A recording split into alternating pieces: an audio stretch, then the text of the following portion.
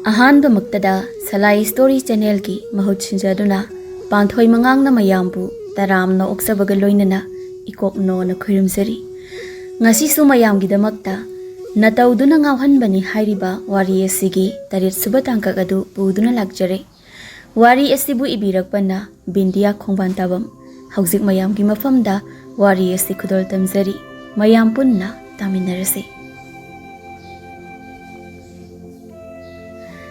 Prithibi da lairiba mioi khudingmak saksu khetnabagum amana pamba posak amana pamdabagum thamoi wakhal pukning loina khetne masi asengbamakni thoibi nongalakpaga manawga punna yumgi thabaksing loisinminei loiraduna iru maitha tawraba matung magi kada changlei phaklangda theliba ghari aduda amuk yengi pung mapal taramle pungdu ubada masadu ipa pakhana phiro loisinna balakne ngai haktang dodi kari sesige khali Phamung masi aduda khaw ama leiribadu ui mani ngan ba mana pirakhiba polythene mayom aduni parap sangsinduna khaw adu hangdoklaga kari yawi haiduna yengi yawramliba pot adu obada thoibi ingangakle nupigi phirolni yawramliba adu thoibi ngahak asum yenglamlaga ngan bana pirakpa phirol adu lauthoklaga sesili amuba masugi khudang yawa tops asangba masuda amubuna mapan chanba phanek asangba masugi parap tawa phi aduga masam asangba adusu sangna adumak thadai sai maru khara tariba adusu napada yepseli ngasidi mamai masadusu khara keseli pungloi loirabada masagi phibam adu mixel aduda amuk yengjei boy masigi makada masibu kauduna sangai chithoi tabro kaidorino aikhai thadoina kai jakhraba boy chethoi sida laiye thadoi do idom saga makhale kaide sakhibane ai chithoi kai chituino adu am kiriduna thoibi boy da mamai adu pura onsilaga boy che thoibu yamna keba manbrane mandeda che thoidi yam phajai dress tu su yam pakjai adu kai chutuino se thoida thaba ama satke tawbane nang thongkhong phawdu thindokera hoi thinge ado che thoigi se ibai unaba chatui malida yare chaisar anina lao che thoi thilula Ani da thongkhong leiriba adom da lai moina lakba haubaga thoibi magi phone adu khinglei asomdagi nganbana thoi nada yore thoibi setlamba khongthang adu dagi khara kankhatlaga khumi aisu thokle boy ngan bo hoi leiriba du ubada masida je thoi ibai leria da phone adu kaktabana boy na hairiba du ngan batai aduna mamai adu thoibi hoi gi lerak adom da phat yengai yengna ani do naksilakle boy ngan bagi fibam do ubada masinda tapna soli ekhoi bagi luksidi naihe ram thermal ambadai hero malkador thoibi manaw do sinduna boy chalo sangona che thoi su sakhrage idam sa halak laga I hangadi nang phajana khumuko hoi che thoi phajana chalo nangsu boy ngan bada amu onsili ibai che thoi se ngana thilauko ngan ba makok nomlei ma wa ngang baga thoki tre ngahan makai thoibi na keba amukta uzadribanina ahanba oina ubadama pungau hek ngaukhre thoibi sungan bana mangonda adumna hek yengaga leibaduda kari soirabanu khanna masagi phiba madu yengse mataudu yaroi khaladuna khaba gari dagi para kumtharaklaga sir chanaba torosira pungse sum thingthakhrani ngan be ikhangkhangna hoi chalosi thoi law chalosi khaba gari doi thorke Asumna ngan ba mana gari adu thawi magi nakal adu dana thoibi phami maning dana khaba amadi korau phami thoibi ma sunupa asida michina amuk yengi dress masu adu su manarambadu na hena yenghanning bani aduga nupa asina ngasi tarotliba maong asida ma nokning bagum su tawri tungda phami ba korona wari hori itaima ngasi diam phasei ko ngahan kai jadum phasei ado ngasi ne hele chakadi zarabo Thoibi ngahan makai tai ma haina kaurakpa adudi ma kaisu khangdabani adubu ngasidi khajik ikairakpagum tawi ngan ban nakangda phambadunara charaktrida korongna adudi lamjibo breakfast tawpro breakfast tawba haina de daidi ngan banupi asida yenglei thoibi ma su ngan bada yenglakpaga mapa chap chane mikup ama ani mi chane thangnaba mikupta phat leithoknei khabana sir aikhoina chatuisina kaidunu Iboka pupugagi manaktane lepa leitana asum tharakpana mafam adu yaurakladuna gari adu khami aduga Konthong adu hanglaga manungda changlei. Mafam asi ubada thoibidi ingangakle nganba thoibi makhoi anina hana changai. Khaba korau anina garidagi posai lauthaduna leithawi. Nganba yum adugi sumang aduda leplaga kaugi tawi adubu matang chana Rajen thogli. Haima isu laklidana law kakhlo. Kusum tabrane nangbo isu nganba lakline thoglo ne nangbo. Imung lomdagi kusumsu harau thogli. Kadai isu lai haridubo. Thoibi leplamba ubada ingangakna karino isu thoi natrane. Hoi mane abo.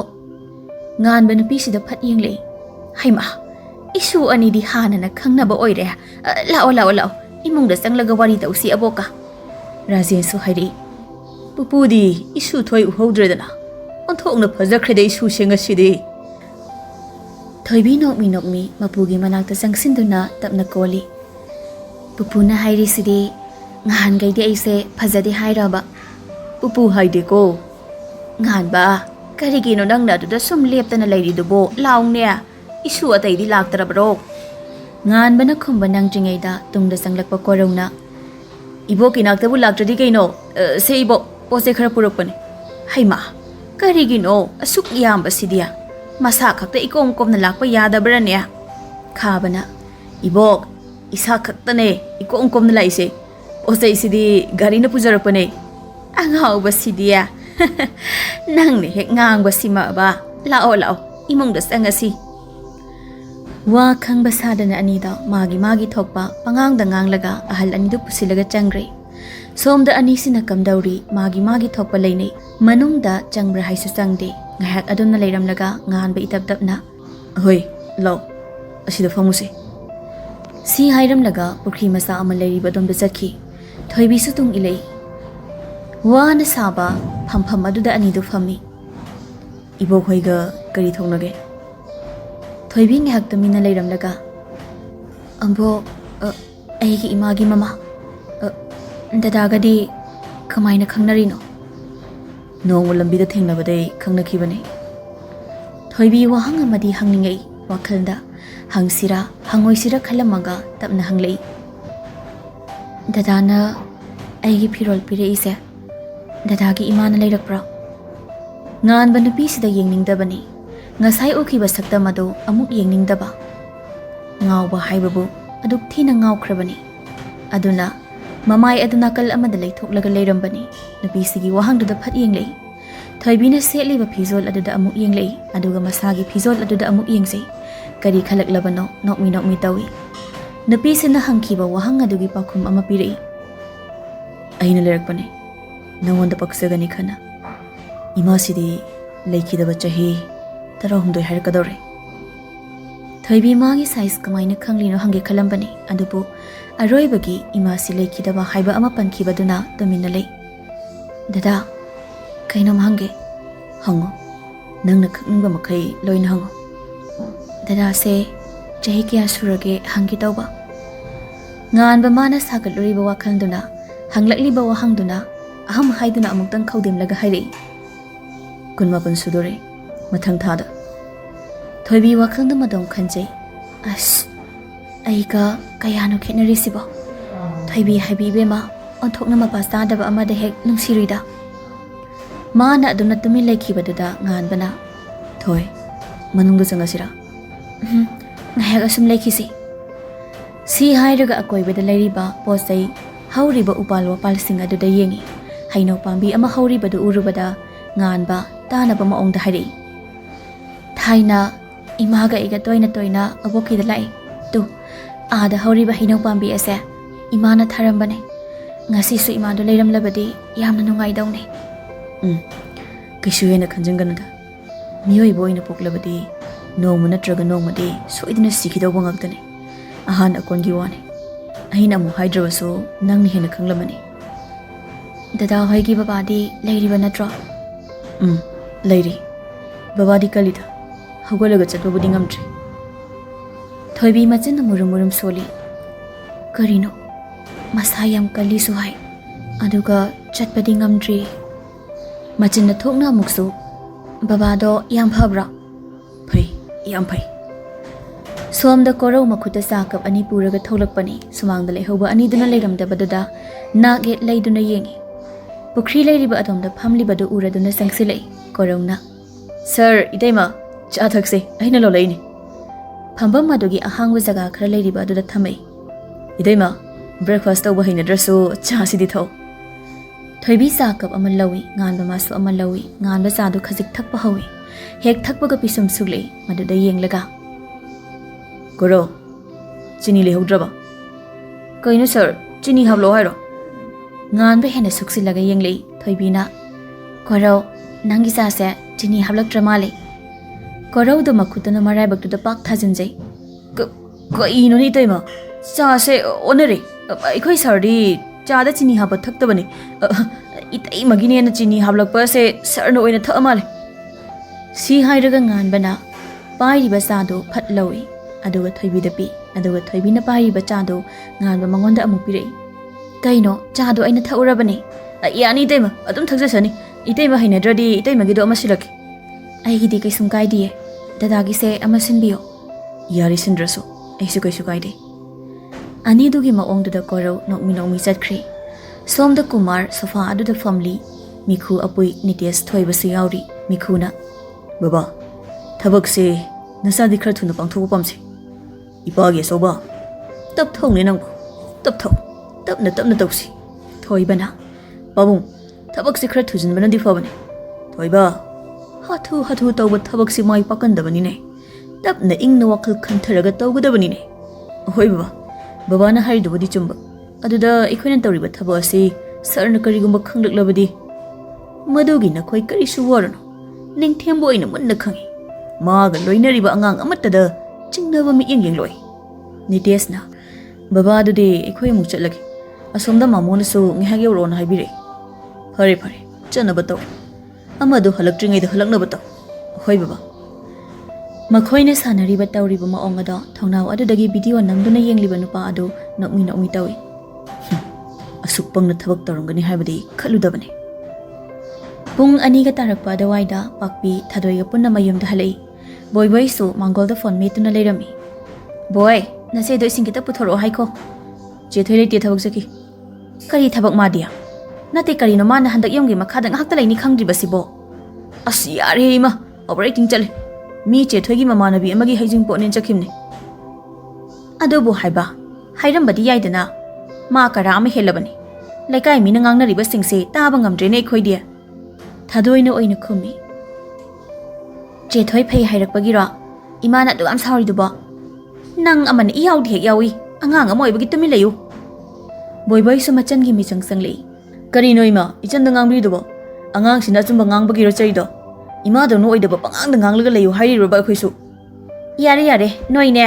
Ai waga mata ngangjaroi ko noi thokpa ta horo. Khu kamlamlaga imungda sangkhri pakpi do thadoi mabungi manakta parap sangsinduna hanglei. Tama chethoi do itayuna ba chakri nadra. Kaigino nang na du khaliduna. Angang na chai chane chalo lari pau huso. Is aikhoi dum pajabado. Masi machinga jadung khumine. Me tamodi cheli laina su yabi dabada. Si hairam laga thadoi do magi kada sensingkhri. Boy su la hawi ikai boy. Nang asi shirani he khuta. Rajena Nakhoi bu thengdribrane hannabu tawrodana. Karino da isu sing lairi sibu nungai bidrabaro. Karigi nungai duno ne. Isu sing si thengni haibagini ne aina hairibase. Abo pupuna haibasu haibani chanaba tawrage yumda mohanbada thengani. Phare hannaba tawro. Ibok aikhoi amuk salukige. Hoi yauro. Korona sir adudi thosira. Gari da leramo. Noyani. Hoi sir, ibok thoe. Thoibi mapugi manakta sangsinduna koli aduga mabukta amu koli. Pupu abo ai amuk chatlukige ko. Kohana amuk laage. Mathang lakpadadi boy hoi thadoi hoi su purake. Hoi isu thoi. Ningthi na chaluko. Ahal ani de sule haure ngan ba thoibi su gari da kakhalei. Handakti ani do maningdo oina phami. Gari thauba haurakpaga thoibi masado tumningbagum tawi. Gari aduda ngatharaga mamito isili. Mataudo inganba. Tumleni na tawrido gari oibani na makokto amuk thok nomi. Yengba nungairaktra male nganbado. Thoibigi makok ado mangondo oina ngathali matang chada nganba magi phone do ring lai nganba sauningna kono no matang chakhideda tumlamba thoibi su mamit chinglei nganbada ikhang khangna phat yengi aduga handoi nganba sarong phone do paikhali kaidore habana na matang su khangdabsibo Boris na kai noi ja kai matang khangdraba ina nate nangi sum chingnare kai nu chingnari sina ja tahoidaba thabak tawridu nang adu haina bronang tawrisa yari bungo paktam lore nangi angang singda damka tawdo aingon dong tawsi leiba as haidu wadu ko hairo handa mukti karan ngang khidre Boris to irumlum thana aikhoina khalambado chumme haibadi ningthem pantharano nangi antaba matam yorobane aikhoina sinkhibadu mai pakpa yana leri si haigi haiduna torokpane loya biki hoida su haikrabane phare si haigi haiduna torokpane thamage nganba amungtang sor adu sang honthai nakanda family ba thoibina dada kaidorage kishtaudida thoibi hoigi thongkhong adu si yoksilakle hana na pau pikhibani boiga thadoiga du masi bungairami nganba khaba do onsili khaba gari da support yawbado puthoro hoi sir aya che thoe angdiam phaseina as ngasai setlamdai de hodaba se chakhreda idai noi ani photocopy ge si hairaga machena khumlak patanda ba makhai machena paidi ba phone du tap lawi aduga kari noi de photocopy se hairaga a Pakistan ga India ga gi type ta che thoi noi ani toy du bo khar naksinawo ani da di kyal amata tajadre thadoi mana namdana nganba thoibi ani gi photo khar kapi loiraduna yengone tamo phajadra se boy su nokmi phajai haibagum makuk nomi khabana asapo chekhaw ama nganba da pirei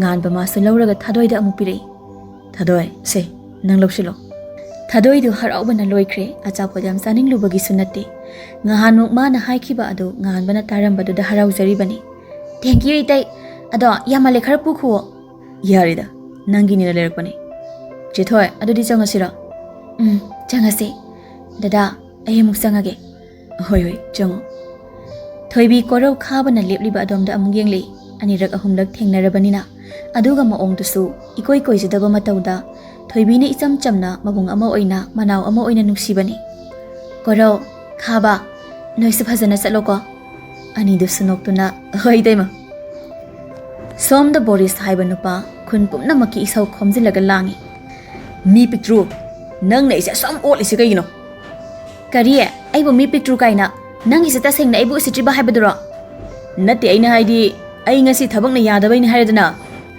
miriam nang na kari thaba aingonda wa ma iro lotli banina numidang call pairam ka aga nang na hek chali sakai da noba aina bu kai chatuino ahingduda thabak pudi pabung masangam dine chatpane ho adu boba nang hairam badi yaidana unasena giri ta amaga laksu laktre aina ngai do pung kaya no khangrona thabak chatli hairasu phone da hairakpa yaina aina su call tawriba nang pairak paraba miss call kya lege baigi hoi yarise ai la leba haying moina chalaseba chaloye ai dikai dau chatoino nang na hairaga hekta chakadro ina thammo yare thabayam chile nanguma biram nate si hairaga phatkakre Boris to matha sana makok to pairaga lei Lakshmi na isadi hayeng wai napi luna tawdoridana Boris khangpre he khangi kari noima mapu taktana mi gi ka se sanglei sibo kari huran gi harino kariya iyumni ni he masi napa ga ina wana sari bayum ni se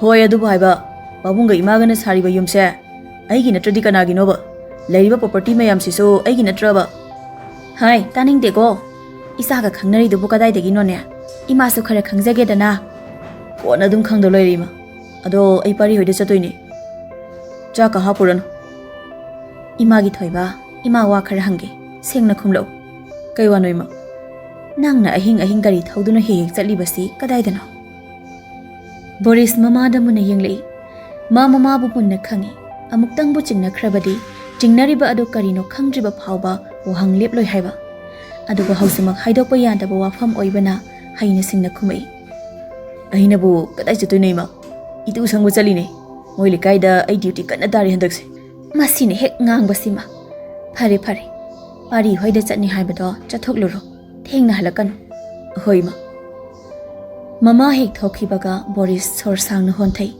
Tawfom khangraba wakhal adu phathazai mathanta amuksu hai. Ima marup amagidamak marup amabu khatba nazangam gadaba mandi ima. Amana lamkhangda thengnaba marupne. Amana piklingaidagi loinarakpa marupne. Ani asidagi amak khallo hairabadi lamkhangda thengnaba angawba marup asi oina khangani. Marupkidamak thawai kathoklo hairabasu madu ai chingnade. Matangduda magi phone adu ring lai phat paikhatuna hai. Kai baulai. Asomdagi nupadusu khumlei. Sir, ngahangi nupadugi leifam khangjari. Leima hotel gi room number 106. Boris hotel mamingda tabada karinone haina khali adubu. Phare ayiroknaba tawge. Hoi sir. Nupadusu thamkre Boris taha phamlambadagi phuk hagoli aduga nakanda yanduna laiba jacket adu phat lisili. Aduga thuna mak tholakle. Makutta pairiba phone adusu kanadanu tawi. Duty leraba natrona. Location am tharke aduda lo. Somda ngan yum hek yorakaga mapaga kari no khara hainaramnaga amuk tholei. Khabana. Sir kay matangino. Ngasai gidugi oiragadi tapna tawbana faroidro. Khaba tapthabagi kanaba leite. Bigi koraugi nakung mayada jangsilaga. Koro ngasidi naidorine. Kut sagase. Maring chatpadi yadrabani. Korona. Yar lepomda. Sir singa saidi nokfet tawr leibado. Yum hek yorokpaday nokpet ka saikramne. Yengo. Bisumani se. Thingjin nakibadagi lapthokno yadaba nungna masa Mahadev mangi phamise. Kuihaude thangambagi yum yaukiba. Gate aduda gari ani ahumdo chap khami. Hoi mai haida nganba hana kumthakre. Parap sangsinduna gate adu khongpangna khangkaw kawi.